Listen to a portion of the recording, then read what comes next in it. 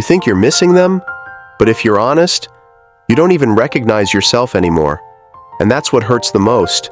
You keep asking, why can't I move on? But let me ask you something softer, something more real. Who were you when you were with them? Because that person, that version of you, didn't disappear quietly. They were taken. You didn't just lose a relationship. You lost the you who felt alive in it. The you who laughed without checking the time. The you who spoke freely without filtering every word. The you who felt chosen, even if it was only sometimes. And now people tell you, forget them.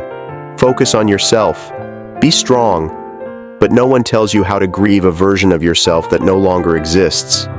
You wake up every day trying to be normal again, but something feels off. Because your body remembers what your mind is trying to forget. Your nervous system remembers safety. Your heart remembers rhythm. Your soul remembers how it felt to belong, even if the belonging was imperfect. That's why you don't just miss them. You miss the way you spoke when you felt understood. You miss the confidence you had when you felt wanted. You miss how the world felt lighter when someone knew your soft parts. And here's the part no one prepares you for. When they left, they didn't just leave a space beside you. They left a silence inside you. A silence where your old self used to live. So you scroll through old photos, not because you want them back, but because you're trying to find yourself again. You reread messages, not for their words, but to remember who you were when you wrote back without fear. That's why moving on feels impossible, because you're not trying to replace a person. You're trying to rebuild an identity, and that takes time. So if you're listening to this thinking, I don't know who I am anymore, let me tell you something gently. You're not broken. You're in transition. The version of you that existed with them served a purpose.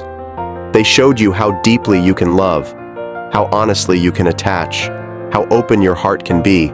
That version didn't die, they evolved. And one day, not suddenly, not dramatically, you'll feel pieces of yourself return.